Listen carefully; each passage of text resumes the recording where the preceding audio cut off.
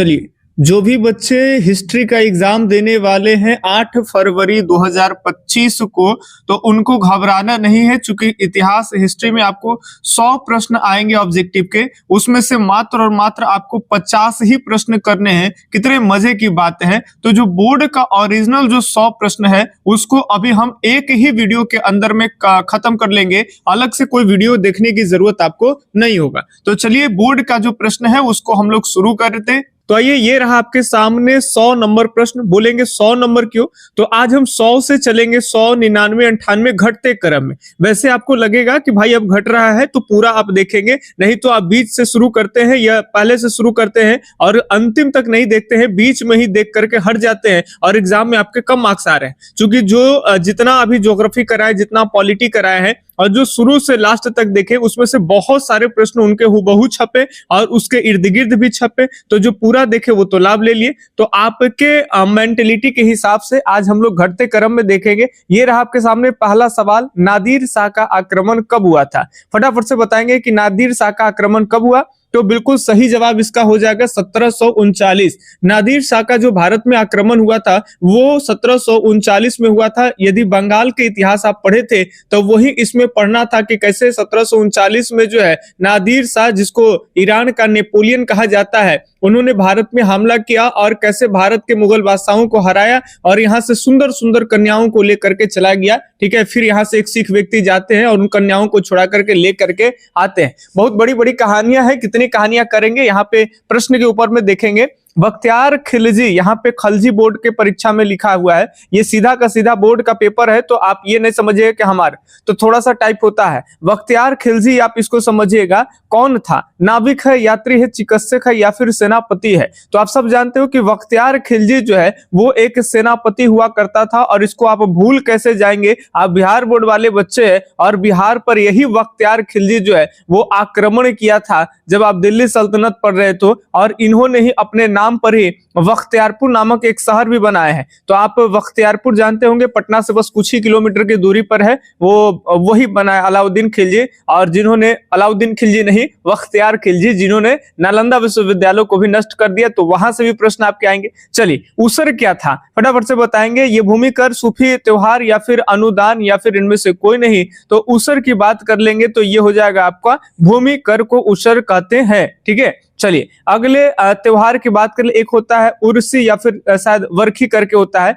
जो सूफी संत लोग होते हैं तो उनकी जो मृत्यु होती है उस दिन को मनाते हैं। ठीक है, चलिए अगला प्रश्न है आपके सामने, इकबाल नामा ए जहांगीरी के लेखक कौन थे? थोड़ा सा अगर दिखने में दिक्कत हो रहा तो हमारी बातों को ध्यान से सुन करके करेंगे, क्योंकि बच्चा जो क्वेश्चन पेपर भाई भेजा है वो क्वेश्चन पेपर भेजे व्हाट्सएप पे तो थोड़ा थोड़ा फटाफटा आ गया है। ठीक है, फोटो खींच करके भेजा गया, बढ़िया क्वालिटी का मोबाइल नहीं था।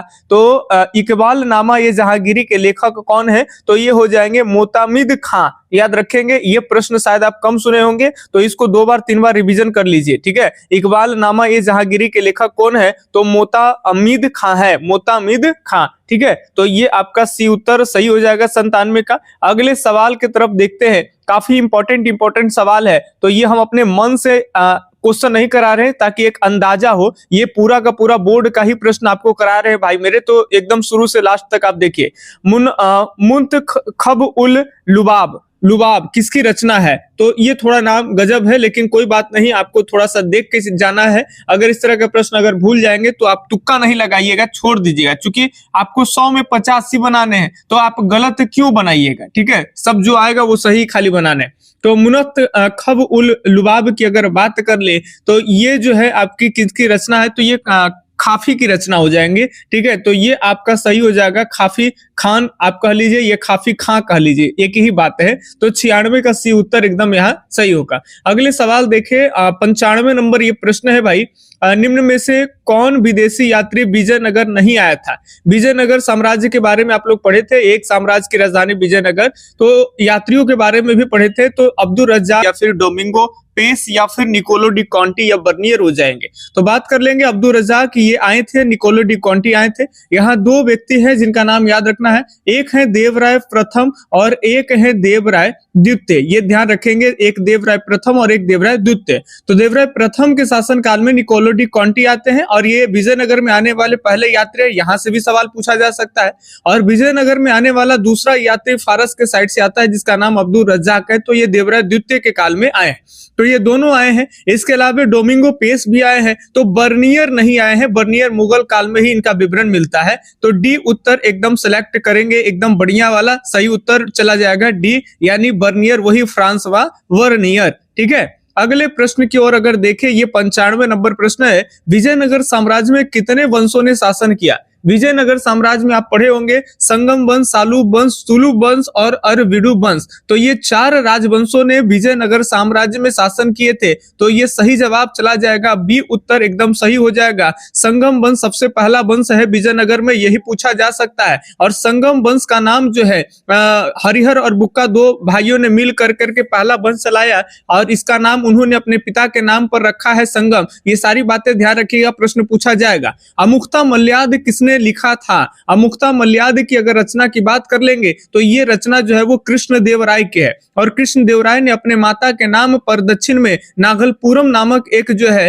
वो शहर भी बनवाया। तो वो भी काफी इंपॉर्टेंट है, वो भी पूछा जा सकता है। इर्द गिर्द का मतलब बताते चल रहे हैं, जो भी बात वो सुनते रहिएगा, यही इर्द गिर्द है और इसी इर्द गिर्द से प्रश्न आएंगे। जो ये करा रहे हैं वो से सीधा का सीधा आएगा और कुछ प्रश्न जो इसमें नहीं आएगा, तो जो हम बोल रहे हैं ना प्रश्न के इर्द गिर्द, वहां से प्रश्न आएंगे। कमल महल कहां अवस्थित है? कमल महल के बारे में है ये, आप जब हम्पी नगर का इतिहास विजयनगर में ही पढ़ेंगे तो वहीं आपको कमल महल के बारे में भी जानना है। तो इसका सही जवाब क्या हो जाएगा? तो सी उत्तर एकदम 92 के साथ सी उत्तर एकदम सही है। अगले सवाल के तरफ देखिए, एकदम पूरा का पूरा प्रश्न देखिए बढ़िया से धुआंधार तरीके से और बोर्ड में बैठिए और सीधा छाप करके आइए। ठीक है, अगला प्रश्न है हरिहर एवं बुक्का किस वंश के शासक थे? संगम वंश के, सालूब वंश के, तुलुब वंश के या फिर अरविडु वंश के? तो हरिहर बुक्का पहले बता दिए कि संगम वंश की नींव जो है हरिहर और बुक्का दोनों भाइयों ने मिलकर रखा था। पहले बड़े भाई हरिहर है, छोटे भाई बुक्का है। ठीक है, और ये संगम क्यों रखा? तो दोनों भाइयों के पिताजी का नाम संगम था। तो कितना संस्कारी बालक है भाई कि अपने पिताजी के नाम पे वंश चला रहे हैं। ठीक है, नहीं तो लौंडे तो अपने फेरे में आजकल के रहते हैं, लेकिन ये लौंडे को देखो भाई कि अपने पिता को रिस्पेक्ट दे रहे हैं। भारतीय संविधान तैयार करने में कितने वर्ष का समय लगा?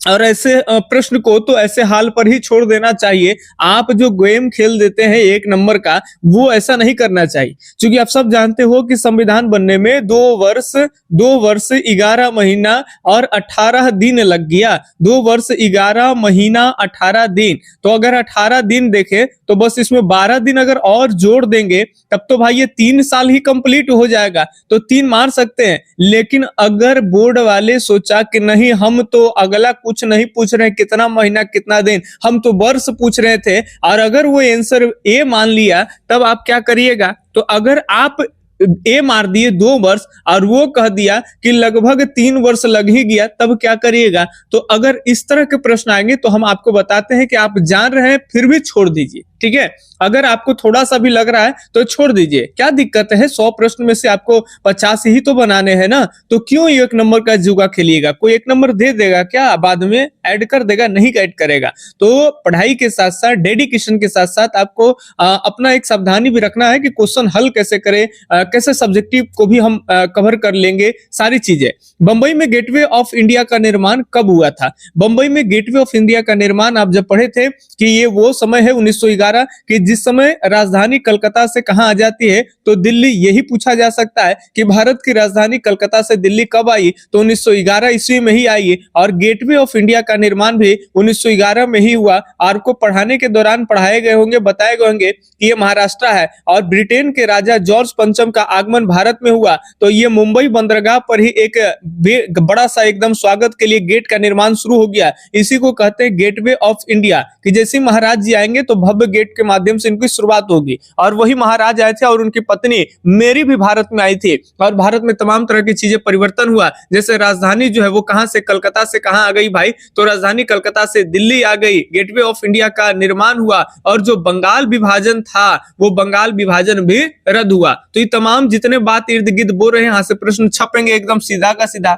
शिमला समझौता कब हुआ ये बताएंगे। तो शिमला समझौता, यदि आप पॉलिटिकल पढ़ के पागल हुए है और शिमला समझौता आप देख रहे हैं पॉलिटिकल के हिसाब से, तो गलत है। यहां जो है 1945 में ही शिमला समझौता हुआ था। हिस्ट्री के बच्चे हैं तो आजादी के बाद, भारत छोड़ो आंदोलन के बाद, ठीक है, शिमला समझौता, बेबल योजना, ये सारी कुछ आप लोग पढ़े होंगे, ठीक है। चलिए अगला प्रश्न, कैबिनेट मिशन, ये सब का संविधान बनाने के लिए, तो ये वाला पढ़िएगा आप लोग। तो 45 में शिमला समझौता हुआ।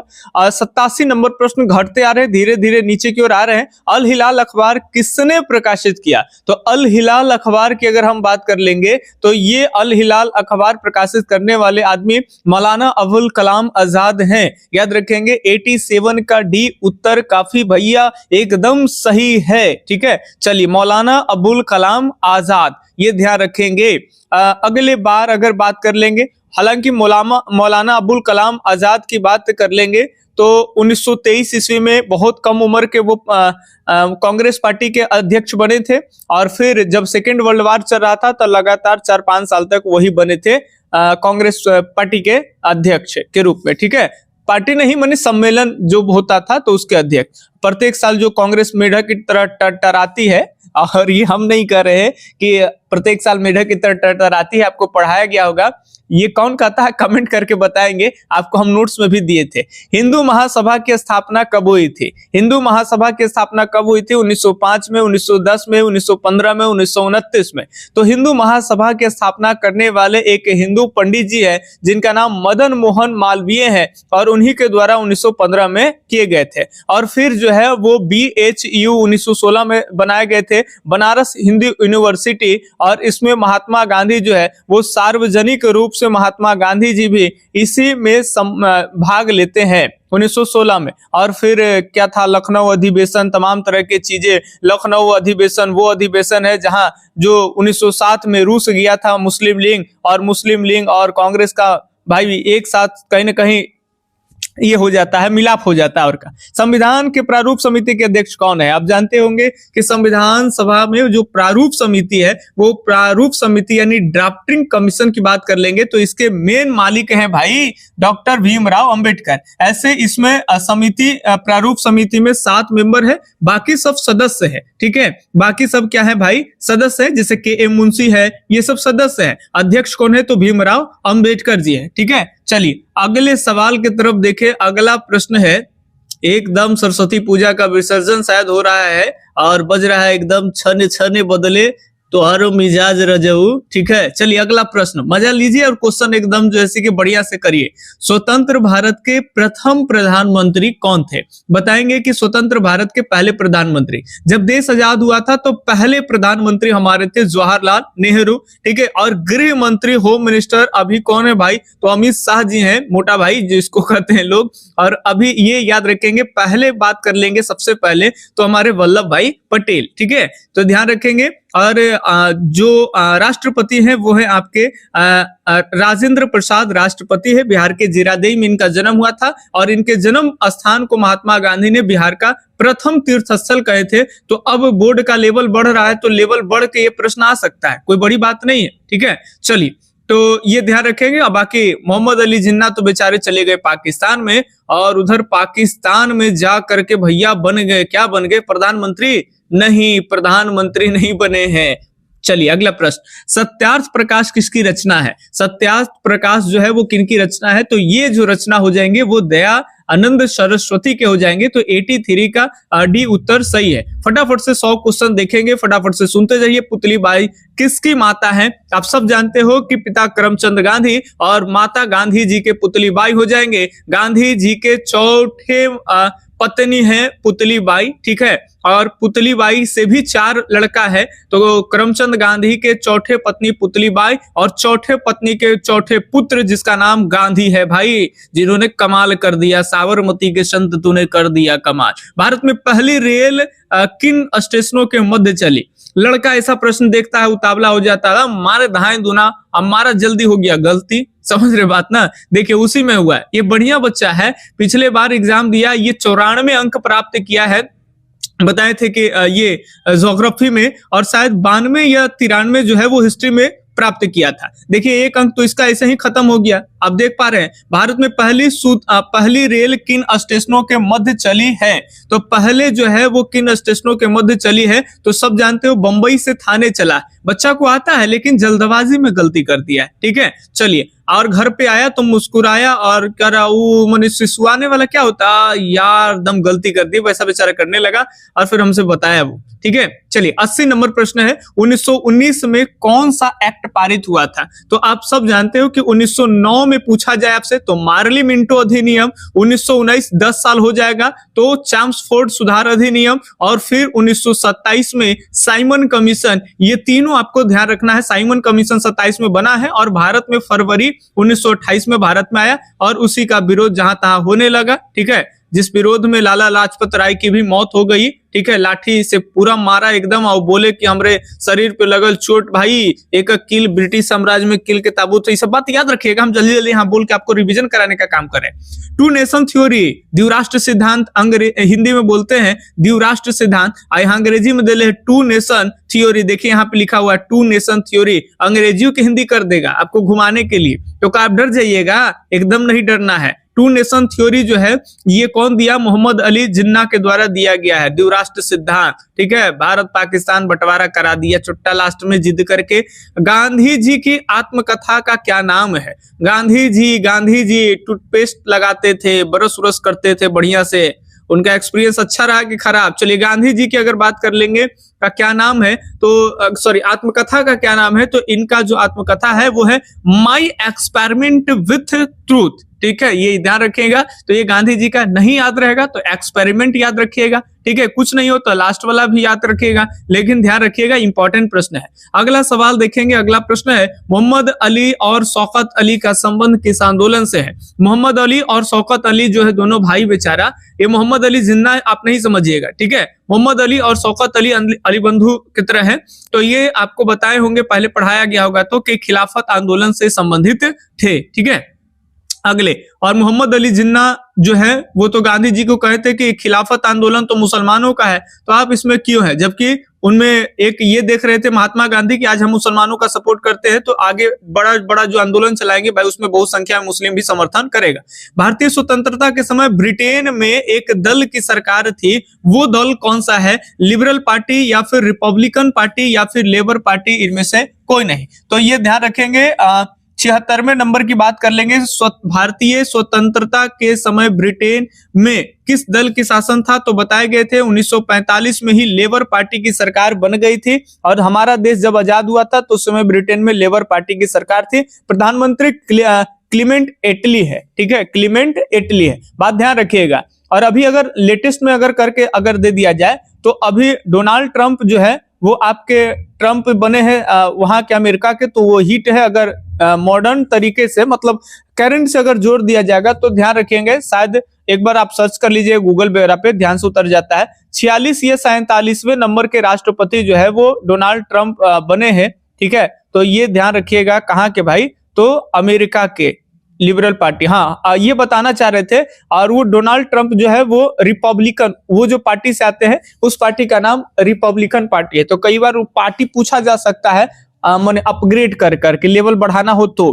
घबराइए नहीं, अगर नहीं भी आएगा तो कोई दिक्कत नहीं, ऐसे 1-2 प्रश्न होते हैं। ठीक है, चलिए 1938 एवं 1939 में भारतीय राष्ट्रीय कांग्रेस के अध्यक्ष कौन बने थे? आप सब जानते हो कि 1938 में जो है 38 में हरिपुरा, याद रखेंगे क्या है भाई? तो 38 में हरिपुरा, और 39 में जो है आपकी 39 में 1 मिनट, 39 में त्रिपुरी, याद रखेंगे। 39 की अगर हम बात कर लेंगे तो 39 में जगह का नाम क्या है? त्रिपुरी। त्रिपुरी बता दें आपको कि ये मध्य प्रदेश में पड़ता है, एमपी में, और हरिपुरा जो है ये गुजरात में पड़ता है जहां से मोदी जी आते हैं, ठीक है। तो 38 में जो है यहाँ और 39 में यहाँ, दोनों बार जो है वो जीत हासिल करते हैं कांग्रेस के जो चुनाव होते हैं भारतीय राष्ट्रीय कांग्रेस के, तो अध्यक्ष पद के लिए, तो उसमें जीत जाते हैं सुभाष चंद्र बोस। तो 38 में तो अध्यक्षता करते हैं, लेकिन 39 में अध्यक्ष के पद जीत भी जाते हैं पट्टाभी सीतारमैया को हार करके, ठीक है, गांधी जी का खास मेंबर को। लेकिन उसके बाद भी अध्यक्षता नहीं करते हैं, ये छोड़ देते हैं। गांधी जी बताते मोटिवेट करते हैं तो ये रूस जाते हैं और ये छोड़ देते हैं। तब राजेंद्र प्रसाद जो है वो अध्यक्षता करते हैं। लेकिन हम उतने घुमा के नहीं, जब कह दिया, लपेट दिया एक में कि 38 एवं 39 में, तो आप कैसे इसमें क्लियर कर दीजिएगा? तो जाहिर सी कोई बिना तर्क बितर्क के आपको मारना है सुभाष चंद्र बोस। थोड़ी सी बातें बता दे, अगर सुभाष चंद्र बोस से अगर और चीजें आ जाएगा तो सुभाष चंद्र बोस, आप ध्यान रखिएगा जो लिख रहे हैं यहाँ पे, 1897 में इनका जन्म ओडिशा के कटक में इनका जन्म होता है। 1919 में ये पढ़ने के लिए ब्रिटेन जाते हैं और 1920 में फाइनल रिजल्ट आ जाता है। और पूरे वर्ल्ड में जो आज यूपीएससी बच्चा क्लियर कर रहा है, तो जो एग्जाम होता था वो घड़ी हिंदी में एग्जाम नहीं होता था। आईसीएस की जो परीक्षा होती थी केवल अंग्रेजी माध्यम में, और ब्रिटेन गए थे पढ़ने के लिए, और पूरे वर्ल्ड में इनका जो है आईसीएस के एग्जाम में चौथा स्थान ये लेकर के आए थे। फिर भारत में इनकी चर्चाएं होने लगे और 1938 के जो है हरिपुरा अधिवेशन और 1939 के त्रिपुरी अधिवेशन, ठीक है, ये दोनों किए। इसके अलावा जो है 1939 में फॉरवर्ड ब्लॉक की स्थापना कर दिए। और इसके अलावा 1943 में बात कर ले तो सिंगापुर में आजाद हिंद फौज की स्थापना किए। इनके प्रमुख नारे जैसे जय हिंद का नारा यही दिए, दिल्ली चलो का नारा यही दिए, और रविंद्रनाथ टैगोर ने इन्हें देश नायक की उपाधि दिए हैं। तो ये तमाम तरह की बातें हैं। और अगर मृत्यु पूछा जाए तो हालांकि विवादित है, लेकिन तब भी प्रश्न बनता है कि 18 अगस्त 1945 को इनके क्या हो गया, निधन हो गया था। जब ये कहां जा रहे थे भाई, तो ये बैंकॉक से टोक्यो जा रहे थे। उसी समय कहा जाता है कि प्लेन दुर्घटना से इनकी मौत हो गई। तो ये जो बातें बता रहे हैं ना, फिजूल की चीजें नहीं बता रहे भाई। अगर आ जाएगा ना एग्जाम में तो फिर बहुत पछताइएगा। इसीलिए बता रहे हैं कि पूरा आप सेशन देख के जाइए, जैसा कि पहले 1-2 वीडियो दिए और उससे कई प्रश्न आए हैं, ठीक है। भारत छोड़ो आंदोलन किस वर्ष शुरू हुआ? तो ये तो काफी इजी है, आप बना पाएंगे आराम से कि भारत छोड़ो आंदोलन 1942 में, ठीक है।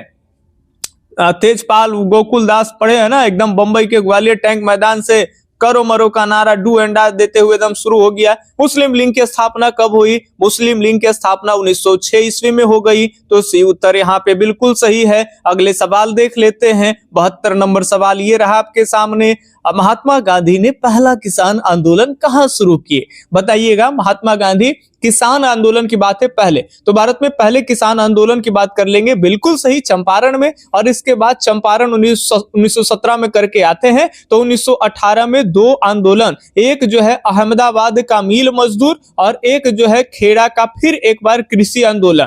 तब पहले कृषि और याद रखेंगे, पहला कृषि और फिर दूसरा कृषि, और ये 2 कृषि के बीच में अहमदाबाद मिल मजदूर है, ठीक है। तो कृषि और फिर मजदूर के मिल मजदूर और फिर कृषि, ठीक है। यहां से क्वेश्चन आपको बनेंगे, चूंकि ये दोनों अहमदाबाद मिल मजदूर और खेड़ा दोनों 18 में ही हुआ है। तो अगर कह देगा कि पहले कौन हुआ है, तो पहले 17 और 18 के बीच कि पहले कृषि, सब चंपारण वाला कृषि आंदोलन, और फिर खेड़ा वाला वो कपास से संबंधित मामला हो जाएगा, ठीक है। अकाल उकाल पड़ गया तब वो कृषि, और बीच में एगो घुसल है अहमदाबाद मिल मजदूर। क्लियर? चलिए अब आप समझ जाएंगे कि आप क्लियर कर लेंगे। अगला प्रश्न है, दांडी किस राज्य में स्थित है? भाई कौन ना जाने, 10वां में भी पढ़े थे, 12वां में भी पढ़े थे। दांडी जो है वो आपके गुजरात में है। 12 मार्च को महात्मा गांधी साबरमती आश्रम से अपने 78 सहयोगियों के साथ निकले हैं। वहां तो 6 अप्रैल को सुबह सुबह दांडी तट पे पहुंच करके नमक कानून तोड़ करके और सविनय अवज्ञा आंदोलन की शुरुआत करते हैं। और उसमें बिहार से शायद एक व्यक्ति जो है वो महात्मा गांधी के साथ गए थे। खैर, अगला सवाल, मुगल काल में कृषि भूमि को कितने भागों में बांटा गया है? तो पोलज उलज वाला पढ़े होंगे आप लोग। तो मुगल काल में 4 प्रकार में मुगल काल में कृषि को बांटा गया है। अगले सवाल जो है 65 नंबर सवाल है कि 1556 में पानीपत की दूसरी लड़ाई में अकबर ने किसे हराया था? तो पानीपत की दूसरी लड़ाई में अकबर ने विक्रमादित्य हेमू को हराया था, ठीक है। हालांकि अकबर नहीं लड़ा था, लेकिन नाम तो अकबर का हो जाएगा। अकबर का जो सेनापति है ठीक है, संरक्षक है जिसका नाम बैरम खां है, वही लड़े थे, विक्रमादित्य हेमू का सर धड़ से अलग कर दिए थे। ठीक है, चलिए अगला सवाल, चौसा का युद्ध कब हुआ? चौसा का युद्ध भाई साहेब शेर शाह सूरी जो है मार के एकदम गर्दन छोड़ा दिया हुमायूं को, और ये 1539 में हुआ था चौसा का युद्ध। गंगा नदी में कूद कर करके बक्सर के पास में, जैसे कि कर्मनाशा बगल में है, वहीं पे कूद करके भाग गया था। और अगले साल 1540 में जो लड़ाई हुआ वो भी पूछा जा सकता है। तो 1540 में जो लड़ाई हुआ ये हुमायूं और शेर शाह का अंतिम लड़ाई है, इसको बिलग्राम का युद्ध कहते हैं। ठीक है, अबरी ऐसा मारा कि 15 वर्ष के लिए निर्वासन हो गया। ये जो कहानी के हिसाब से पढ़ाए हैं और कहानी के हिसाब से आपको रिवीजन करा भी रहे हैं और बोर्ड के प्रश्नों पे, तो आप ये नहीं समझिए कि सर जल्दी जल्दी ये भी कराओ ना, आपकी ये वो बकलोली करते हो, तो ये बकलोली से ही प्रश्न बनेगा। समझ रहे हैं बात ना, सही बता रहे हैं आपको। चलिए, नूरजहां का संबंध किसके शासन काल से है? तो नूरजहां की बात कर लेंगे तो बाद में एगो बुढ़ारी में बियाह किए थे जहांगीर बाबा जो है, अकबर का लौंडा है जहांगीर, और ये बुढ़ारी में जो है वो बियाह किए थे। बुढ़ारी मतलब 1611 में शादी किए थे नूरजहां से, और नूरजहां का ही खूब प्रभाव चल रहा था। ठीक है, मुगल साम्राज्य में जहांगीर के काल में। तो ये डी उत्तर सही हो जाएगा। नूरजहां का संबंध किस के शासन काल से? तो जहांगीर से। ठीक है, अकबर का लड़का है।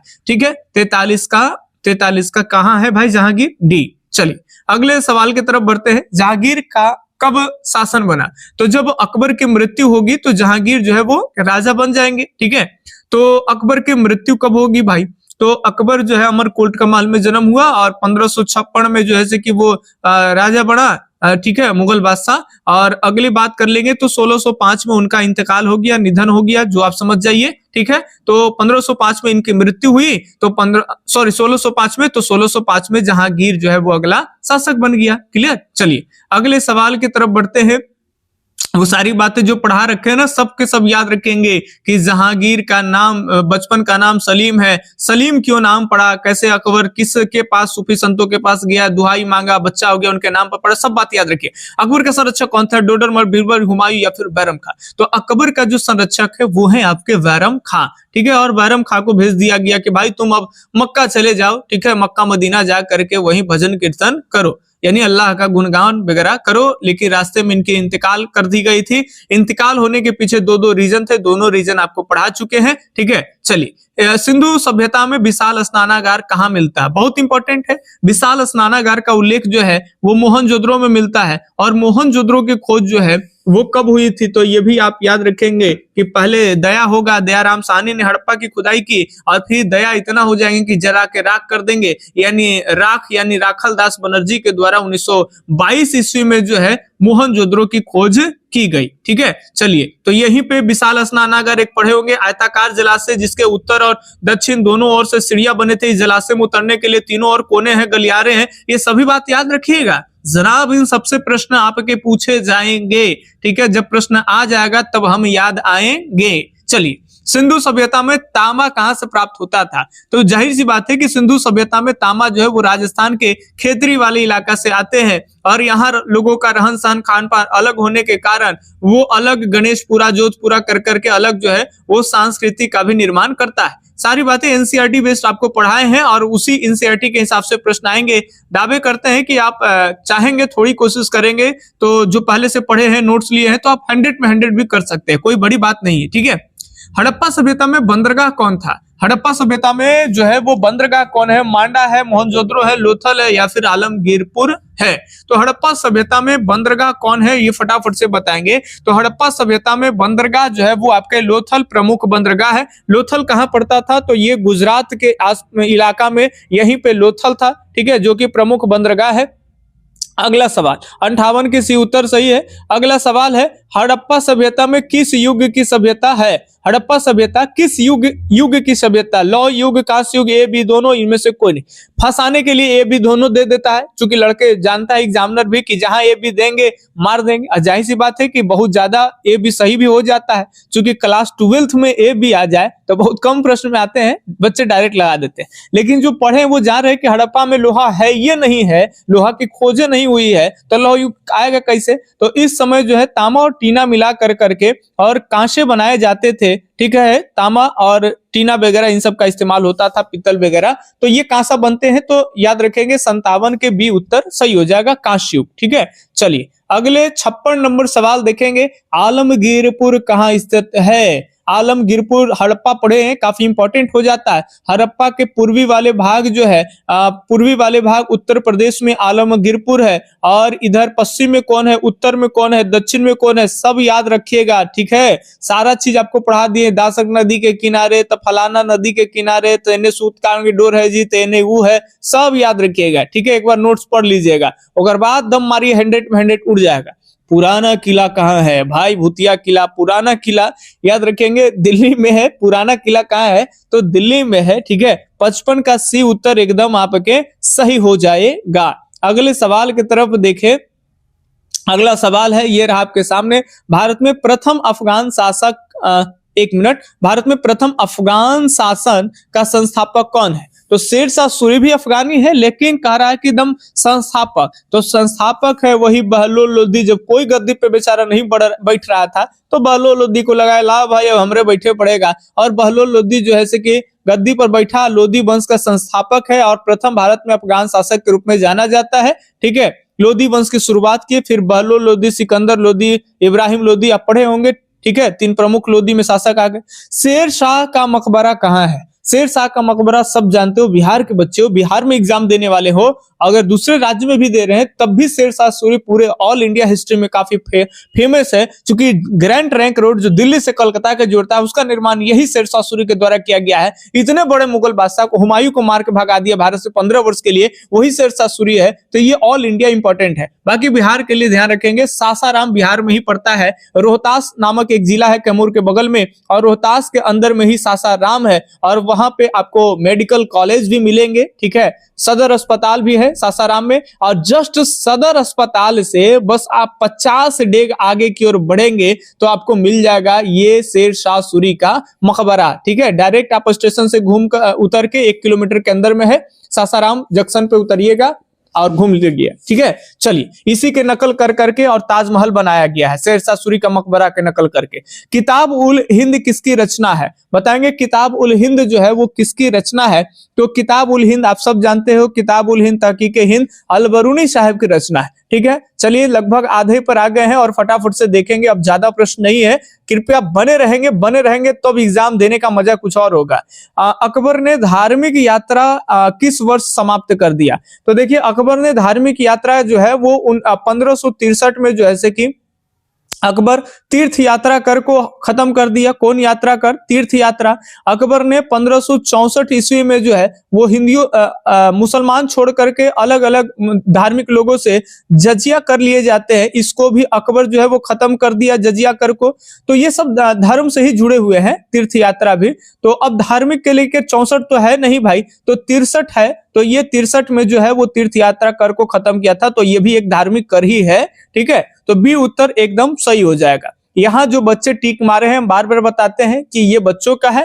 ठीक है, और ऑफलाइन में बच्चे उतने दिन पढ़े, उतने अच्छे से पढ़े, तो जाहिर सी बात है कि ज्यादातर प्रश्न सही ही कर दिए, एक आध प्रश्न ही इन लोगों से गलती हुआ है। कांग्रेस का विभाजन किस अधिवेशन में हुआ था?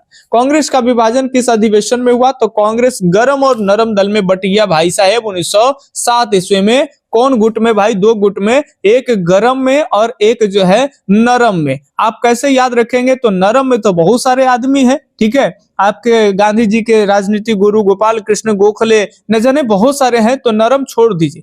गरम में आप याद रखेंगे 4 व्यक्ति गरम में है, बाकी जितना कह देगा कि इनमें से कौन नरम है कौन गरम है, तो 4 का नाम याद रखेंगे। बाल पाल लाल याद रखेंगे क्या भाई? तो बाल पाल और आप लाल याद रखेंगे, या फिर लाल बाल पाल, ऐसे याद रखेंगे, लाल बाल पाल। और एक अरविंदो घोष याद रखेंगे, अरविंद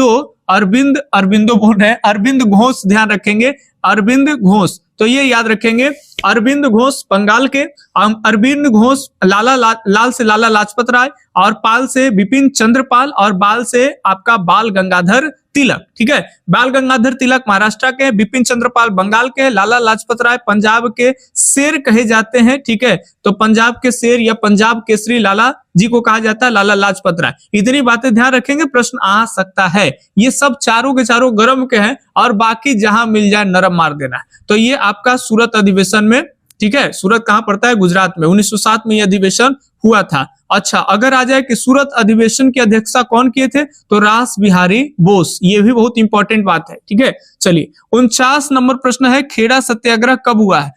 1910 में, 1913 में, 15 में, 1918 में। तो खेड़ा जो सत्याग्रह है सर, पिछले बार अभी बताए थे कुछ सवाल पहले कि 1918 में खेड़ा हुआ था। इससे पहले 1918 में ही पहले क्या हुआ है, तो पहले अहमदाबाद का मिल मजदूर वाला हुआ है, अहमदाबाद का मिल मजदूर, और फिर 18 में ही खेड़ा हुआ है। तो ये बात ध्यान रखेंगे। जो आज ही देख ले रहे हैं तो ये ध्यान रखेंगे 5 तारीख को एग्जाम देख करके आए, और आप देख रहे हैं तो 8 तारीख को आप एग्जाम है, तो एक बार जरूर 8 तारीख को मॉर्निंग में उठ करके एक बार डबल स्पीड करके फटाफट से रिवीजन में जरूर ले लीजिएगा। ठीक है, ताकि आपको बहुत ज्यादा लाभ मिल सके, नहीं तो आप बहुत सारे प्रश्न भुतला भी जाएंगे। पाकिस्तान शब्द के जन्मदाता कौन है? तो पाकिस्तान शब्द के जन्मदाता हो जाएंगे आपके चौधरी रहमत अली। ठीक है, कैम्ब्रिज यूनिवर्सिटी का पढ़ा एक विद्यार्थी है जो 32-33 के दौरान जो है वो पाकिस्तान नामक शब्द की उत्पत्ति करता है। ठीक है, चलिए अगला प्रश्न है, कितने गोल में सम्मेलन हुए हैं? कितने गोल में सम्मेलन हुए भाई? 2, 3, 4, 5। तो आप जानते हो कि 3 गोल में सम्मेलन हुआ है। तो अभी के लिए याद रखेंगे 1930 में पहला गोल में सम्मेलन हुआ। ठीक है, 1931 में बात करें तो दूसरा गोल में सम्मेलन, और 32 में बात कर लें सर, डायरेक्ट लिख देते हैं 32 में, तो तीसरा गोल में सम्मेलन। 30, 31, 32। आप 1, 2 नहीं याद रखेंगे, 1 करेंगे यहां से, 2 करेंगे तो 33 पहुंच जाइएगा। कई बच्चे ऐसे याद रखते, गलती है। अगर 1, 2, 3 कर रहे हैं तो 0 से गिनिए। 0 मतलब 30, और फिर 1 31, और फिर 3 आपका 32 में चला जाएगा। ठीक है, तो ये लगातार 3 गोल में सम्मेलन। अच्छा, तीनों गोल में सम्मेलन में कौन पार्टिसिपेट किए? तो तीनों गोल में सम्मेलन में भाग लेने वाले आपके जो है दलित के नेता, आप ध्यान रखेंगे, बाबा साहेब अंबेडकर, महात्मा गांधी सेकेंड गोल में सम्मेलन में भाग लिए, कांग्रेस जो है वो सेकेंड गोल में सम्मेलन में भाग लिए थे। ठीक है, सारी बातें ध्यान में रखिएगा। बाकी जितना जो पहले से पढ़ा लिए हैं और जो याद रख दिए हैं भाई, उससे बाहर की चीजें नहीं है इतिहास। ठीक है, आप आराम से कर पाएंगे। और 2, 4, 10 मान लेके चलिए कि 4, 5 ऐसे नए प्रश्न बनेंगे तो घबराइए नहीं, उसको छोड़ ही दीजिए ऑब्जेक्टिव। ठीक है, सब्जेक्टिव में भी अगर इस तरह के अगर आ जाता है तो उसमें भी अथवा वाला होता है, तो जो आपको आता है वही बनाइएगा। बार बार बोलते हैं, ज्यादा साहस दिखा करके और जोखिम रिस्क लेने की अभी आवश्यकता नहीं है। 1885 में किस पार्टी की स्थापना हुई? तो सब जानते हो कि 1885 ईस्वी में लॉर्ड डफरिन वाइसराय थे, और ए.ओ. ह्यूम के नेतृत्व में जो है याद रखेंगे भारतीय राष्ट्रीय कांग्रेस पार्टी की स्थापना हुई। ए.ओ. ह्यूम भारतीय राष्ट्रीय कांग्रेस पार्टी के संस्थापक के रूप में माने जाएंगे। ए.ओ. ह्यूम, एलन ऑक्टेवियम ह्यूम, याद रहेगा ना आपको।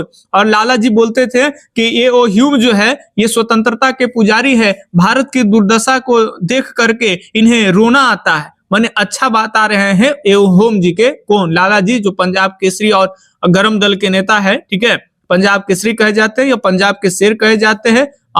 हत्या कर दिया था लाठी मार मार के, हॉस्पिटल में उनका देहांत हो गया था। उन्हीं को बचाने के लिए सॉन्डर्स की हत्या भगत सिंह कर दिए। भगत सिंह जो है लाला जी का चेला है। चलिए, गांधी इरविन समझौता कब होता है? गांधी इरविन के बीच समझौता कब होता है? जब दूसरे गोल में सम्मेलन 1931 में होने वाला होता है, और वहां से ब्रिटेन से प्रेशर होता है कि भारत में लॉर्ड इरविन को कहा जाता है कि भाई इसको मना कर भेजा जाए। तो वही गांधी और इरविन के बीच में एक समझौता होता है 1931 में, जिसे गांधी इरविन समझौता के नाम से जानते हैं। और महात्मा गांधी इसी समझौता के दौरान अपने 11 सूत्री मांगों को रखे थे, जो इरविन मान भी गया था। ठीक है, तो ये याद रखेंगे 31 के सी। तो ये ध्यान रखिएगा 31 के सी।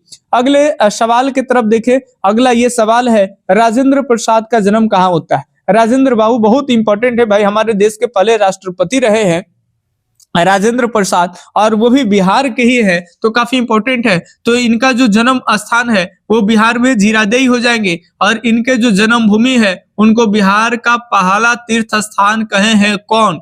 महात्मा गांधी। ठीक है, महात्मा गांधी जी। अगला प्रश्न ये रहा आपके सामने, लाल बहादुर शास्त्री जी ने कौन सा नारा दिए भाई? करो मरो दिल्ली चलो, जय जवान जय किसान। तो आपको बताए होंगे, पॉलिटिकल में चीजें पढ़ाए होंगे कि जब शास्त्री जी जो है याद रखेंगे, शायद आपको बताए होंगे 24 या 27 मई, आपको बताए होंगे 27 मई, और 1964 को नेहरू जी का निधन हो जाता, पंडित जवाहरलाल नेहरू। तो ये जो है शास्त्री जी अगला प्रधानमंत्री बनते हैं, और उस समय देश जो है वो खाद्यान्न संकट से जूझ रहा था। खाने पीने के जो सामग्रियां हैं, अनाज उनाज है, उनका किल्लत चल रहा था। और 1962 में जो भारत चाइना युद्ध हो गया था, तो सेनाओं पर खर्च ज्यादा हो गया था, और सेना को भी ठीक करना है। तो दोनों को ठीक करने के लिए, मतलब खाद्यान्न किसानों को भी खुश करना है और हमारे जवानों को भी, तो ये नारा दिए लाल बहादुर शास्त्री, जय जवान जय किसान। सुने होंगे, काफी पॉपुलर है, जय जवान जय किसान। 43 का सी उत्तर सही है। अगले सवाल देखें, यहाँ पे 44 नंबर प्रश्न, जो पूरा का पूरा प्रश्न यहाँ से देख करके जाएगा, एकदम एग्जाम में प्रश्नों का तो पुंगी बजा देगा। संथाल विद्रोह कब हुआ था? संथाल विद्रोह इशारा दे रहे हैं आपको 1857 की क्रांति से कुछ समय पहले हुआ था, जब इनको जमीनें अंग्रेजों के द्वारा नाप करके दी गई, और फिर अंग्रेजों कहा कि लो फ्री में जमीन दिया गया, उससे जंगल के जंगल साफ करा लिया गया, और फिर यह कहा कि भैया लगान लिया जाएगा, और ऐसे संथालियों पर क्रश हुआ। तो संथाली लोग भी गुट बना कर करके सिद्धू मांझू, कान्हू मांझी और चांद खा, बहुत सारे लोग मिल करके आ गए। 1855-56 में संथाल विद्रोह हो गया। ठीक है, चलिए बातें ध्यान में रखिएगा। और संथालियों को जो जमीन दिया गया था, उस भूमि का सीमांकन करके उसे क्या कहते हैं, जरूर कमेंट में करिए, वो पूछा जाएगा। इशारे के लिए बता रहे दामिले को, ठीक है। और ईस्वी भी बता दीजिए, जब इतना बता देता। 14 नवंबर किसका जन्म दिवस है? सब जानते हैं 14 नवंबर का किनका भाई जन्म दिवस होता है, तो जवाहरलाल नेहरू का होता है। ठीक है, तो 14 नवंबर को जवाहरलाल नेहरू का होता है। बाल दिवस मनाते हैं इस दिन, आप लोग भी मनाए होंगे ना, चिल्ड्रन डे। कौन डे? Children day. बाल दिवस स्कूल से ही मनाते आ रहे हैं, कैसे भूल जाइएगा, जब आपका बोर्ड आएगा तब भूल जाइएगा। आज जब रासलीला पूरा खाना था, एक दिन छुट्टी हो जाता था स्कूल में, मजा है तो याद रहता था आपको। चलिए, 22 दिसंबर 1939 को किस पार्टी ने मुक्ति दिवस मनाया है? तो मुक्ति दिवस जो है वो कौन मना सकता है? तो बिल्कुल सही, मुक्ति दिवस जो है वो मुस्लिम लीग वाले ने ही मनाया है। तो 40 नंबर प्रश्न का सी उत्तर एकदम क्या हो जाएगा? राइट हो जाएगा। इतने प्रश्न कराते नहीं, थक जाते हैं, लेकिन आपका बोर्ड है, क्या करेंगे, जल्दी जल्दी एक बार करा देंगे। ठीक है, कुछ भी फायदा भाई आपको होता ही होता है, और हो जा रहा है तो चलिए आपका भी कुछ तो भला, हमारा भी भला। अच्छा, हमारा भला से याद आ गया, हमारा भला कैसे होगा? हमारा भला होगा, एक लाइक मारिए पहले। एक लाइक पता नहीं कैसे बनता है, लेकिन मान के चलिए अंगूठा नियन बना दिए, ये एक लाइक मारिए, हमारा भी भला हो जाएगा आपके साथ साथ। चलिए, गरीब पे कुछ भी तो भाई क्या बोलते हैं उसको, ये दिखाइए आप। ठीक है, चलिए, क्रिप्स मिशन भारत कब आया? बताएंगे क्रिप्स मिशन भारत कब आया? तो 1939 में, 40 में, 46 में। आप सब जानते हो क्रिप्स मिशन जो है वो भारत आते हैं मार्च 1942 में। सक्सेस रहा, फेल हो गया। महात्मा गांधी ने पोस्ट डेटेड चेक कर दिया। ठीक है, ये कंगाल बैंक है, कोई भंजे वाला नहीं है, कर चेक को ले जाओ अपना। और गांधी जी गुस्सा गए, भारत छोड़ो आंदोलन की शुरुआत कर दी। चलिए, किस वर्ष कांग्रेस ने पूर्ण स्वराज प्रस्तावित किया? तो पूर्ण स्वराज प्रस्तावित नेहरू जी पगला के कर देंगे, पगला के मतलब गुस्सा जाएंगे, क्योंकि नेहरू रिपोर्ट दिए थे। साइमन कमीशन जब दिक्कत हो गया था, साइमन कमीशन गो बैक लगने लगे, विद्रोह जहां था, आंदोलन होने लगे, तो साइमन कमीशन के जगह पे इन्होंने नेहरू जी जो है, नेहरू रिपोर्ट बना के दिए, लेकिन अंग्रेजों ने नेहरू रिपोर्ट को नहीं माना। तो नेहरू जी जो है 1929 में अध्यक्षता कर रहे थे कांग्रेस के, और यही लाहौर अधिवेशन के दौरान जो है वो पूर्ण स्वराज की मांग को प्रस्तावित कर दी। ठीक है, रावी नदी के तट के किनारे एकदम जैसे कि झंडा लहरा दिए। समझ गए बात ना? चीजें हम बोल रहे हैं, फटाफट से आप ध्यान रखिएगा, सारा से सवाल आएगा इर्द गिर्द। बार बार हम बोलते हैं कि जो सवाल करा रहे हैं, एक तो कि वही आ जा सकते हैं बहुत सारे प्रश्न, और कुछ प्रश्न जो इसमें से नहीं आएंगे, तो जो हम बता रहे हैं उसके इर्द गिर्द ही आएंगे। सर की उपाधि किसने वापस ले ली? सर की उपाधि कौन भारत वापस ले लिया? महात्मा गांधी, रविन्द्रनाथ टैगोर, जवाहरलाल नेहरू। तो देखिए, रविन्द्रनाथ टैगोर को सर की उपाधि दिया गया था। जब जालियांवाला बाग हत्याकांड हो गया था, तो रविन्द्रनाथ टैगोर ने सर की उपाधि को वापस लौटा दी। बाकी रविन्द्रनाथ टैगोर की बात कर लेंगे तो जन गण मन लिखे हैं। ठीक है, क्या लिखे हैं? जन गण मन। चलिए, और बता देंगे महात्मा गांधी को महात्मा की उपाधि कौन दिए थे, चंपारण सत्याग्रह हुआ था उसके बाद, ये कमेंट करिएगा। अगला सवाल, हिंद स्वराज किसने लिखा है? जवाहरलाल नेहरू, राजेंद्र प्रसाद, महात्मा गांधी या फिर शौकत अली? फटाफट से बताएंगे। हिंद स्वराज, हिंद स्वराज, हिंद स्वराज, फटाफट से बताएंगे। तो यदि महात्मा गांधी मारे, बिल्कुल सही, महात्मा गांधी जो है हिंद स्वराज किसने लिखा है? तो महात्मा गांधी। इसके अलावा अगर आपसे यंग इंडिया आ जाएगा तो महात्मा गांधी यंग यानी जवान ही थे, तो याद रखेंगे महात्मा गांधी के ही हो जाएगा यंग इंडिया। ठीक है, चलिए अगले सवाल। और एक और पत्रिका इनका बीच में हरिजन भी आएगा, महात्मा गांधी से संबंधित हो जाएगा। ठीक है, 33 में 32-33 के दौरान हरिजन पत्रिका पिलाए थे और दलित को कहे थे कि तुम हरिजन नहीं, तुम हरि के जन, तुम हरिजन के, हरि के जन हो, हरि माने ईश्वर के जन हो। महात्मा गांधी दक्षिण अफ्रीका से भारत कब आए थे? आप सब जानते हैं कि 9 जनवरी 1915 को दक्षिण अफ्रीका से भारत महात्मा गांधी आए और इसी 9 जनवरी को भारत में प्रवासी दिवस के रूप में मनाते हैं। कौन दिवस के? प्रवासी दिवस के रूप में। और हाल में ही प्रवासी दिवस जो है वो भुवनेश्वर में मनाया गया है। तो अगर करंट से पूछ दिया जाएगा तो हमारी बातों को ध्यान रखेंगे। प्रवासी दिवस जो है वो कहां? तो भुवनेश्वर। बताएंगे क्या आप भुवनेश्वर किस राज्य में पड़ता है? काफी हल्का है, चलिए कमेंट करके जरूर बताइएगा हमें। निम्न में से कौन कैबिनेट मिशन के सदस्य नहीं थे? पैथिक लॉरेंस या फिर आपका एवी अलेक्जेंडर, स्टैफोर्ड क्रिप्स या फिर लॉर्ड बेवेल? फटाफट से बताएंगे कि इनमें से कौन जो है वो कैबिनेट मिशन के सदस्य नहीं थे। तो आप सब जानते हो पैथिक लॉरेंस कैबिनेट मिशन के सदस्य है, बिल्कुल। आपका अलेक्जेंडर भी है, स्टैफोर्ड क्रिप्स भी है, लॉर्ड बेवेल फटाफट से बताएंगे तो ये नहीं है। अच्छा, इसमें से अगर पूछा जाए अध्यक्ष कौन है, तो देखिए स्टैफोर्ड क्रिप्स वही है जो क्रिप्स मिशन भी लेकर के आया था। तो जब कैबिनेट मिशन भारत में संविधान बनाने की इजाजत देने के लिए कैबिनेट मिशन भारत आई तो इसमें अध्यक्ष नहीं, इसको केवल सदस्य बनाया गया था। बाकी अलेक्जेंडर भी केवल सदस्य थे, लेकिन वही पैथिक लॉरेंस, याद रखेंगे, ये तीनों सदस्यों में ये एकमात्र अध्यक्ष थे। ठीक है, तो पूछा जा रहा सदस्य नहीं है, तो ये बेवल, लॉर्ड बेवल नहीं है। ठीक है, चलिए अगले सवाल देखिए। हम लोग 34 तक आ गए हैं और ये रहा आपके सामने 33 नंबर प्रश्न है। 1924 में सुभाष चंद्र बोस ने किसके स्थापना किए थे? अकाली दल या फिर फॉरवर्ड ब्लॉक, स्वराज पार्टी या फिर हिंदू महासभा? तो याद रखेंगे 1924 में सुभाष चंद्र बोस ने किसकी स्थापना किए थे? तो 1924 में सुभाष चंद्र बोस के द्वारा जो है आप सबको बताए थे। ओहो ओहो ओहो, चलिए 1924 में नहीं होगा। सुभाष चंद्र बोस जो है वो 1939 में फॉरवर्ड ब्लॉक की स्थापना किए थे, ये पहले बताए थे, ये होगा। यहाँ पे बोर्ड का जो क्वेश्चन है वो थोड़ा सा गलत है, देख लीजिएगा, क्योंकि पहले बता दिए। अकाली दल पंजाब से संबंधित 1920 में है। ठीक है, अगर स्वराज पार्टी की बात कर ले, आप सब जानते हैं 1922 चित्तरंजन दास, मोतीलाल नेहरू, चित्तरंजन दास।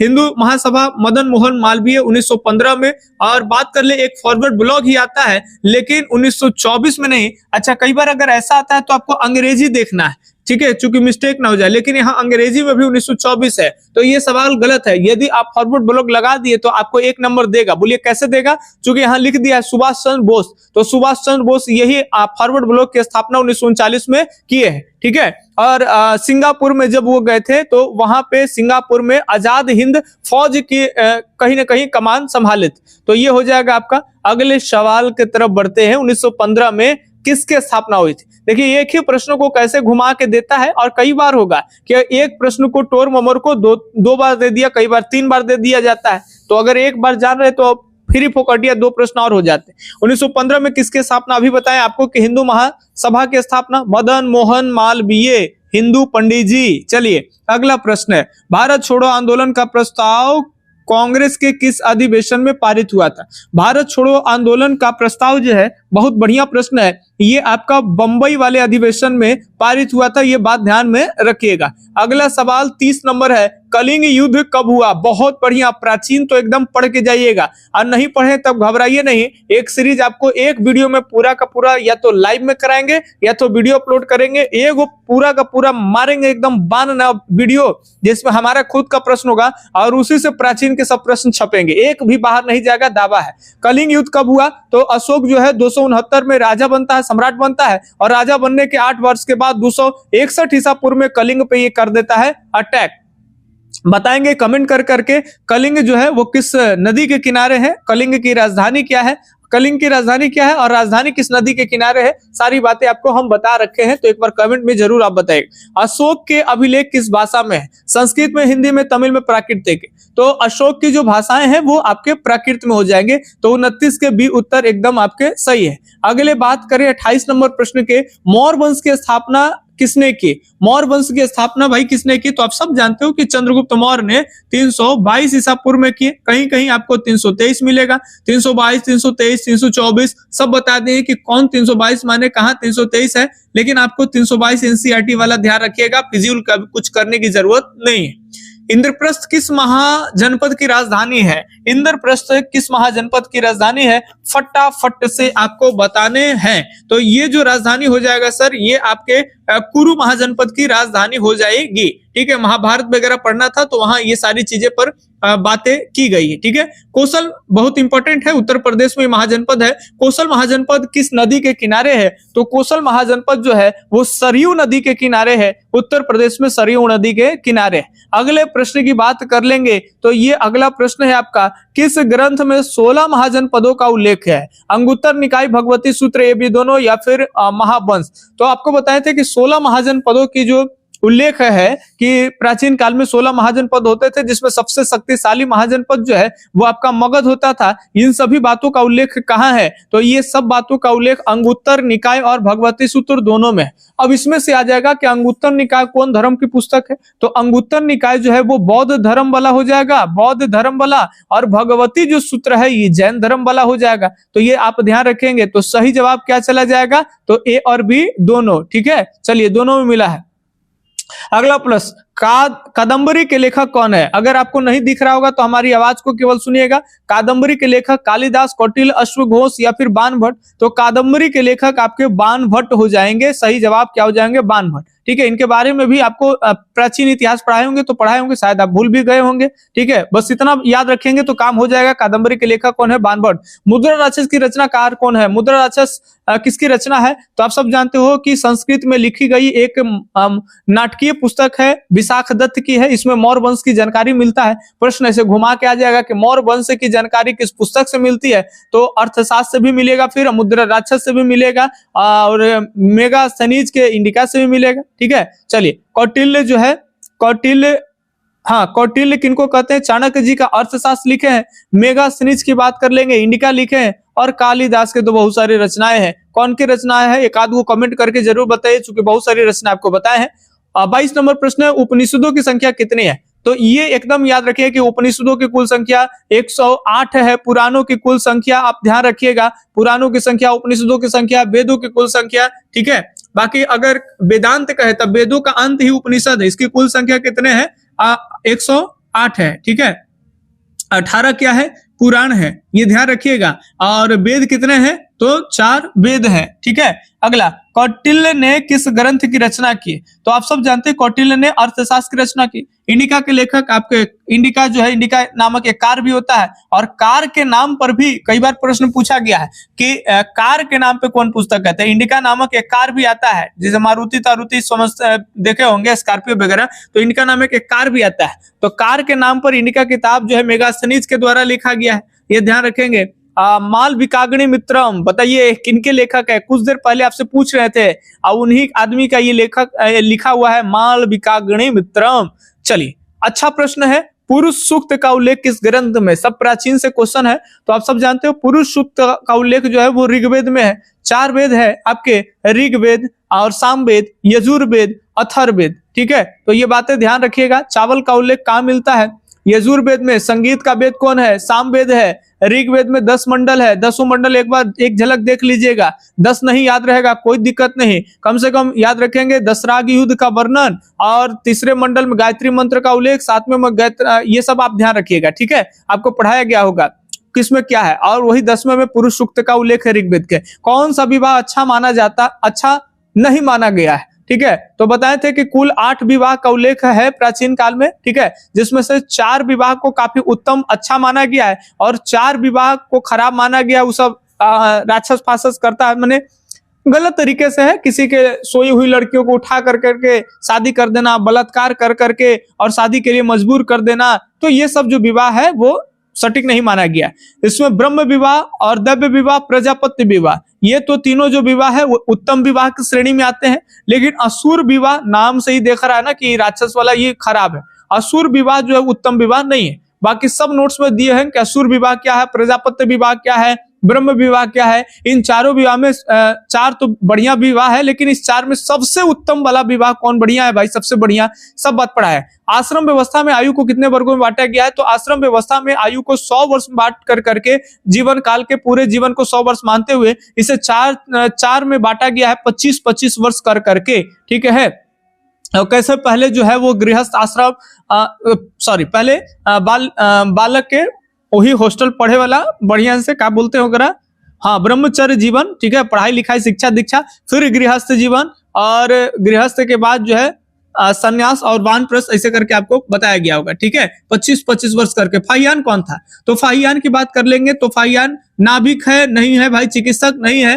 फाहियान एक चीनी तीर्थयात्री है जो चंद्रगुप्त द्वितीय के शासनकाल में भारत आए थे। अगला सवाल, बिना बजाते हुए सिक्के किसने जारी किए, तो बिना बजाते हुए सिक्के जारी करने वाले शासक समुद्रगुप्त है, ठीक है। कौन है भाई, समुद्रगुप्त है। और समुद्रगुप्त को लिच्छवी दौहित्र कहा जाता है। लिच्छवी दौहित्र, दौहित्र का मतलब होता है, दौहित्र का मतलब होता है नाती, इतिहास में नाती, और लिच्छवी के नाती है, ठीक है। अब कैसे है, आपको सब बताए थे, कुमार इनके बाबूजी लिच्छवी में जाके ब्याह कर लेते हैं, वहां की राजकुमारी से सारी बातें आपको पढ़ाए थे, ठीक है। चलिए अगला सवाल, सूती वस्त्र उद्योग के लिए कौन प्रसिद्ध है, उरैयूर है, हम्पी है, कालीकट है, गोलकुंडा है। तो ये यहाँ सही होगा। दक्षिण में तो ऐसे बहुत जगह होते हैं, कालीकट नहीं होगा, हम्पी नहीं होगा, गोलकुंडा थोड़ा हो सकता है, लेकिन इसमें सही जवाब हो जाएगा आपका उरैयूर। ये तमिलनाडु में पड़ता है और यहाँ काफी सारे जो है वो सूती वस्त्र उद्योग हैं, और खास करके बगल में कोयम्बटूर है, वहां तो बहुत ज्यादा मात्रा में है। और दक्षिण में कोयम्बटूर गन्ने का उत्पादन और सूती वस्त्र के लिए भी इंपॉर्टेंट है, तो ध्यान रखिएगा, कोयम्बटूर से भी प्रश्न बनते हैं, ठीक है। चलिए फिलहाल सही उत्तर उरैयूर ही हो जाएगा। और किस राजवंशों की राजधानी हुआ करती थी, ये भी कमेंट में करके बताइएगा। प्रथम बहुसंगीति कहाँ हुई है, सबसे पहले बहुसंगीति कहाँ हुआ, तो बताए होंगे ट्रिक भी, राजा महाराजा आजा वैसा सबका काल है, पटाओ मतासी कुबरजी कंगाल है। तो राजा महाराजा आजा, तो राजा राजगीर, राजा राजगीर, राजा महाराजा आजा, आजा मतलब अजातशत्रु, ठीक है। सब ये ट्रिक दे दे के आपको पढ़ाए होंगे तो चीजें याद होगा। पहला राजगीर में हुआ था, पहला बहुसंगीति, ठीक है। बहुसंगीति क्या हो, ये सारी बातें आपको पढ़ाए। पन्न किस धातु का सिक्का होता है, तो ये बात याद रखिएगा, बहुत कम बच्चे जानते हैं। मौर्य काल में जो चांदी के सिक्के होते थे उसी को पर्ण कहते हैं, तो ये याद रखेंगे किस धातु का सिक्का होता है, तो चांदी का, ठीक है। अगर क्लियर भी नहीं लग रहा है तो आप ध्यान रखेंगे ये पन्न है, पन्न किस धातु का बना होता है, तो मौर्य काल में पन्न जो है चांदी के सिक्के है। अगले प्रश्न है, मौर्य काल में न्यायिक अधिकारी कौन होते थे, मौर्य काल में न्यायिक अधिकारी कौन है, तो यहाँ छोड़ दीजिए, ऐसे प्रश्न को थोड़ा सा डाउट लग रहा है इसलिए प्रश्न छोड़ना पसंद करेंगे, बेकार का फिजूल नहीं बनाएंगे। और हम भी ये नहीं है कि मास्टर है नहीं आता है, और ये क्या बोलते हैं उसको, प्रतिष्ठा में प्राण गंवाना, एक गलती बता दिया, अगर प्रश्न छप गया वहां और आ जाएगा, आप गलती कर देंगे, बेकार की चीज।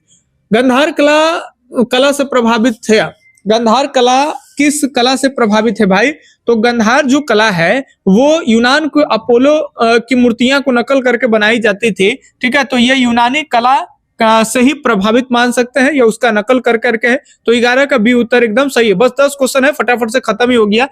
विजयनगर साम्राज्य किस नगर का संबंध, विजयनगर साम्राज्य से किस नगर का संबंध है, तो किस नगर के संबंध है, ये अगर बात कर लेंगे तो ये आपका हो जाएगा हम्पी से, आप सब जानते हो, ठीक है। चलिए अगले सवाल देखिए। अगला सवाल है, सूफी संतों के निवास स्थान को, जहां सूफी संत लोग रहते हैं उनके निवास स्थान को क्या कहते हैं, तो सब जानते हो कि खानका, सूफी संतों के निवास स्थान को खानका कहते हैं, ठीक है। और जब वो मर जाते हैं, जिस जगह पे दफनाए जाते हैं, तो वो दरगाह हो जाते हैं, ठीक है। लोग जाते हैं उनकी दरगाह पे, चादर चढ़ाते हैं और सूफी संतों से मन्नतें मांगते हैं। और बहुत सारे सूफी संत हैं जिनके दरगाहों पे चादर चढ़ाते हैं, लोग मन्नतें मांगते हैं, उनकी मन्नतें सही हो जाते हैं, ऐसी अपनी आस्था है, ठीक है। चलिए अगले सवाल है, बहाउद्दीन जकारिया का संबंध किस सिलसिला से है, फटाफट से बताएंगे। तो बहाउद्दीन जकारिया की बात कर लेंगे तो ये सुहरावर्दी सिलसिला से है, और इसमें बहुत सारे संत आते हैं, सुहरावर्दी, नक्शबंदी, ठीक है, चिश्ती सिलसिला, इन सब के बारे में हम आपको पढ़ाए होंगे शायद। हाँ, सूफी संत वाला में पढ़ना था आपको, तो भक्ति आंदोलन सूफी संत उसी में आपको पढ़ाए थे, ठीक है। तो ये भी उत्तर एकदम सही चला जाएगा। अगले सवाल देखें, बताइएगा आप, रामानंद के गुरु कौन थे? रामानंद के गुरु रामानुजा और रामानंद, ये भी आपको भक्ति आंदोलन में पढ़ाए थे। राघवनंद या फिर सुखानंद या फिर आपका कबीर आशानंद। देखिए कबीर नहीं होगा, ये बच्चा गलत मार के चला आया है। जब डाउट लगे तो छोड़ देना पसंद है, पहले भी बता रहे हैं, बार बार बोल, अभी भी बोल रहे हैं कि 100 में 100 मत करिए, अगर 5 भी गलत है तो वो छोड़ दीजिए, आपको 50 ही बनाना है तो क्या। देखिए बहुत सारे बच्चे ये सोचते हैं ना कि देखिए अगर 100 प्रश्न है तो अगर हम 60 मार देते हैं तो 10 जो गलत होगा वो काट के हमको 50 देगा। नहीं, इसमें से ऐसा नहीं कि गलत वाला ज्यादा मार दीजिए, फेरा है, इसीलिए दम 50 का 50 बनाइए और दम सही के सही बना दीजिए, ठीक है। रामानंद के गुरु कौन थे? तो रामानंद के गुरु राघवनंद हो जाएंगे। बोलो कैसे? कबीर जो है वो मूर्ति पूजा के विरोध है। रामानंद की बात कर लेंगे तो उत्तर भारत में भक्ति आंदोलन का प्रचार प्रसार कर रहे, दक्षिण में रामानुज, तो ये कम से कम कॉमन सेंस भी तो लगा के मारिए, राघवनंद हो जाएंगे, ठीक है। ऐसे आप ये नहीं कह सकते हैं, कई बड़े बड़े संतों के कई गुरु थे, याद रखेंगे, एक को ही अपना लोग गुरु नहीं मानते थे, कहीं से शिक्षा वगैरह लेते थे, ठीक है। गुरु गोविंद सिंह का जन्म कहाँ हुआ था? तो गुरु गोविंद सिंह का जन्म इनका पटना में हुआ था। मात्र एक ऐसा गुरु है सिख का जिनका जन्म पटना में हुआ है, ठीक है। और गुरु जयंती भी मनाए जाते हैं ठंडे के टाइम में, और पंजाब वगैरह तमाम जगह से सिख जो है वो बिहार में आते हैं, और सिखों के अंतिम गुरु गुरु गोविंद सिंह है, ठीक है। काफी सिखों में चेंजिंग किए और बहुत इंपॉर्टेंट सिख है। कौन मुगलों द्वारा निर्मित नहीं है? मुगलों द्वारा नहीं निर्मित है। ताजमहल बिल्कुल मुगल के द्वारा ही निर्मित है ना। लाल किला का भी निर्माण, हुमायूं का मकबरा भी बना, तो कौन बना भाई? कुतुब मीनार आ गया। कुतुब मीनार नहीं बना, कुतुब मीनार की नींव जो है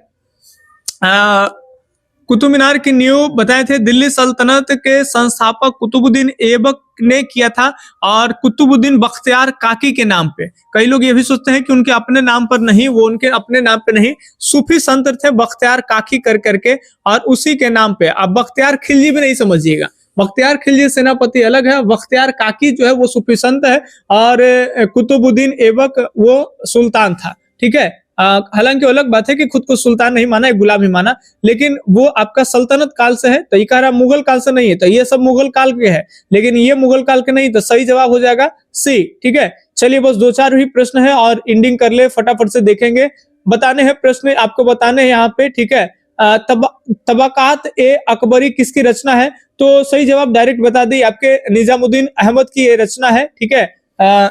4 का सी उत्तर सही हो जाएगा, याद रख लीजिएगा इसको, तबाक ए अकबरी निजामुद्दीन अहमद, ठीक है। चलिए अगले सवाल देखेंगे, अकबर के समकालीन इतिहासकार कौन है? वैसे इतिहासकार जो अकबर के समय काल के हैं, फरिश्ता है, बदायून है, या फिर मुल्ला दाऊद है, इब्न बतूता है। तो ये सही जवाब आपका चला जाएगा, अकबर के समय के बदायून है, ठीक है। चलिए अगले सवाल की अगर हम बात कर लेंगे, एक बदायूं जगह भी है और ये एक इतिहासकार भी है।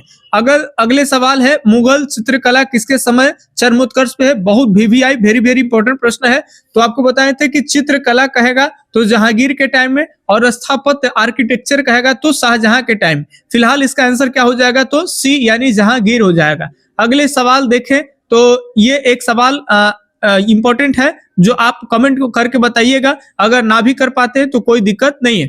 फिलहाल के लिए 99 क्वेश्चन हम आपको करा दिए। कैसा लगा सीरीज आप जरूर बताइएगा, और एक बार आपको बताते कि जब आप बोर्ड का एग्जाम देने जाइएगा तो एक बार इस प्रश्न को जरूर उसी दिन भी देख लीजिएगा। अभी देख रहे हैं, देख ही रहे हैं, और जिस दिन आपका एग्जाम है उस दिन पक्का देख करके रिवीजन कर लीजिएगा। और बाकी कुछ और भी हम आपको इतिहास का खुद का क्वेश्चन जो काफी इंपॉर्टेंट है वो भी आपको प्रैक्टिस के रूप में कराएंगे, ठीक है। फिलहाल के लिए आपसे एक ही रिक्वेस्ट वगैरह है, निहोरा है, रिक्वेस्ट है, जो आप समझ लीजिए, आप एक लाइक जरूर कर दीजिए, क्योंकि आपका और हमारा साथ लगभग अंतिम समय है, और इसके बाद तो आपका बोर्ड हो जाएगा, फिर आप इस चैनल पे आएंगे नहीं।